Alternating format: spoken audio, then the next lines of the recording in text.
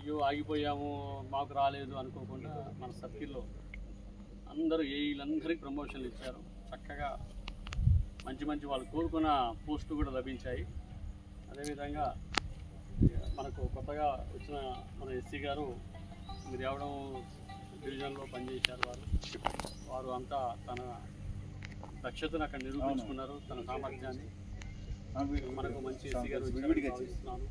ఎందుకంటే మనకు already మిర్యావడం division చాలా పెద్దది. అక్కడ ఉన్న ఎక్స్పీరియన్స్తో పాటుగా ఇక్కడ సూర్యాపేట మంచి డివిజన్ ఇది, చక్కటి ఏ ఇబ్బందులు లేవు. సారు 4 సంవత్సరాలు విజయవంతంగా శ్రీనివాస్ గారు ఇక్కడ నిర్వహించారు. సార్ 3.5 years విజయవంతంగా ఆయన పనిచేశారు. ఇటువంటి మంచి కొత్త సర్కిల్ ఫామ్ అవ్వడం సారు యొక్క ఆధ్వర్యంలో, సార్ కానీ మొట్టమొదటి ఎస్సీ చరిత్రలో నిలిచిపోయే అవకాశం వచ్చింది.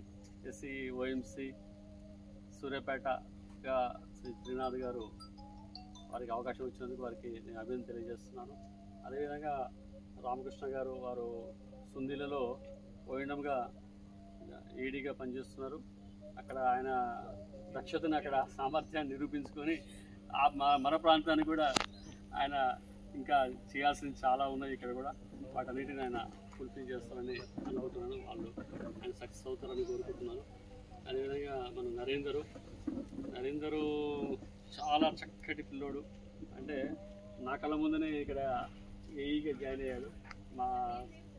అప్పుడు నేను డీఈగా ఉన్నప్పుడు.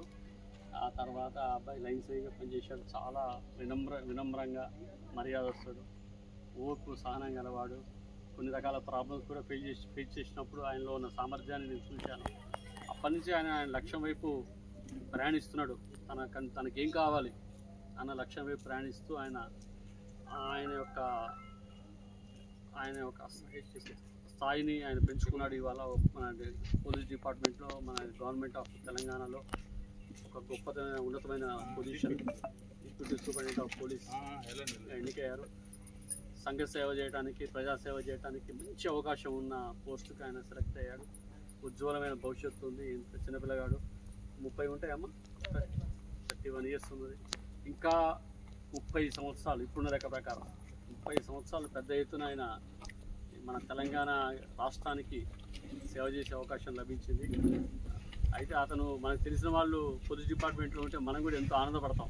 మనకి ఏదైనా సమస్య వస్తే ఎవరైనా మనల్ని బాధ పెట్టినా, భయపెట్టినా,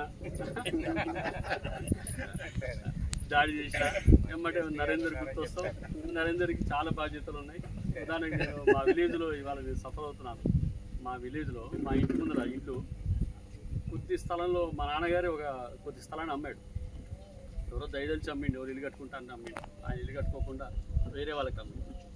వేరే వాళ్ళు వచ్చిన వాళ్ళు ఏం చేశారు, ఇప్పుడు ఒక బెల్ట్ షాప్ అయ్యో నేను ఇంటి ముందర స్థలాన్ని దయచేసి తెలవాక అమ్మేను అన్న ఒక మానసిక సంఘర్షణతో ఆయన చనిపోయారు. ఇటువంటి పరిస్థితులు చాలామంది రకరకాలుగా ఫేస్ చేస్తున్నాం, ఎవరు పట్టించుకోవట్లేదు. అయితే మన మిత్రులు ఇంకా ఉన్నత స్థాయిలో ఉన్నప్పుడు ఏమవుతుందంటే మనకేదో ఒక ధైర్యం అనమాట, ఏదో ప్రాబ్లం వచ్చినప్పుడు. అందుకనే మనకు తెలిసిన వాళ్ళు ఎవరైనా ఉన్నత స్థాయిలోకి పోతే మనం చాలా ఆనందపడతాం.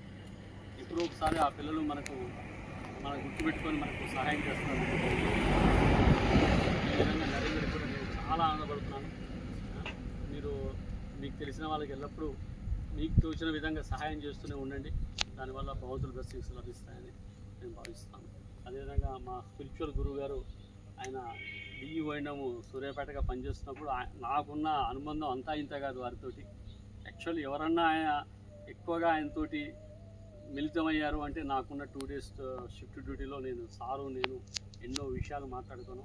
ఆయన స్పిరిచువల్గా ఆయన ఎంతో ఉన్నత స్థాయికి ఎదిగాడు. ఆయన చెప్పిన విషయాలు నాకు అన్నిటికీ ప్రతిదీ జ్ఞాపకం. నేను ఒక రకంగా చెప్పాలంటే కొంచెం నా పర్సనల్ ప్రాబ్లమ్స్ సఫర్ అవుతున్నప్పుడు కూడా ఆయన నన్ను ఓదార్చి కొంచెం డిప్రెషన్లో నుంచి బయటికి తీసిన వ్యక్తి ఆయన. భగవంతుడి దయ వల్ల ఆయన 3-4 సంవత్సరాలు ఇక్కడ పనిచేయడం ఐఎమ్ వెరీ వెరీ హ్యాపీ. నా కోసమే వచ్చాడు. రాంబాబు సార్ అని డిఎంఆర్టీ గారు ప్రజెంట్ ఎస్సీ గారు అయ్యారు. వీరు నా జీవితంలో వీరిని మర్చిపోలేను. చాలా ఎన్ని రకాలుగా మంచి హితబోధ చేసేవారు. నెక్స్ట్ సమస్యని స్పిరిచువల్గా టర్న్ చేసి ఇదో ఈ ఫలానా రోజున ఫలానా వాడు అవసరపడ్డాడు, ఫలానా రోజున ఫలానా వాడు ఇబ్బంది పడ్డాడని ఒక రకమైన కథలు చెప్తారు. మన ఉన్న యథార్థ భాగవతం రామాయణంలో మహాభారతంలో ఉన్న కథలు కూడా నాకు ఎంతో వినిపించి, అదేవిధంగా గొప్ప చిన్మయ మిషన్, ఆ మిషన్లో ఆయన ఉన్నతమైన స్థానంలో ఉన్నాడు. ఆ మిషన్కి ఆయన సేవ చేస్తున్నాడు. అటువంటి చిన్మయ మిషన్ కూడా నాకు పరిచయం చేశాడు. అదేవిధంగా ఈ 3.5 సంవత్సరాలు సారు ఎన్నో రకాల సూర్యాపేట ఇక్కడ హెడ్ క్వార్టర్లో వండుకుంటూ తన వృద్ధురాలైన తల్లితోటి జీవించుకుంటూ ఆయన ఫ్యామిలీ శ్రీకాళహస్తిలో ఉన్నా కానీ చెన్నైలో ఉన్నా కానీ ఈ మధ్య అంటే హైదరాబాద్కి వచ్చారు కానీ ఆయన ఫ్యామిలీని అక్కడే పెట్టుకుంటూ ఈయన ఒంటరిగా జీవించుకుంటూ రూమ్ తీసుకొని ఇక్కడ హెడ్ క్వార్టర్ వదిలిపెట్టిపోకుండా ఆయన డెడికేటెడ్ సర్వీస్ చేశాడు. హెడ్ క్వార్టర్లో ఉండటం అంటే మామూలు విషయం కాదండి. చాలామంది ఎక్కడెక్కడి నుంచో అప్ అండ్ డౌన్ చేస్తూ వస్తూ ఉన్నారు కానీ సార్ ఏ రాత్రి అయినా ఏ పగలైనా సరే మాకు అందుబాటులో ఉన్న వ్యక్తి ఆయన చేసిన సేవలు నా దృష్టిలో మాత్రం చాలా అమూల్యమైనవి, విలువైనవి. అదేవిధంగా ఇప్పుడు ఆయన ప్రజెంట్ పోస్టు ఎస్సీ ట్రాన్స్మిషన్ కూడా ఆయన యొక్క సేవలను గుర్తించి ఆ పోస్ట్ ఇచ్చారు. చాలామందికి రకరకాలుగా ఇచ్చారు కానీ సార్కి మాత్రం ఎస్సీ ట్రాన్స్మిషన్ అనే గుండెకాయ లాంటిది విద్యుత్ సోదలో అటువంటి పోస్టును ఆయన యొక్క స్థాయిని గుర్తించి ఆయన యొక్క శక్తిని గుర్తించి ఆయనకున్న ఓపికను గుర్తించి ఇచ్చారని నేను భావిస్తున్నాను.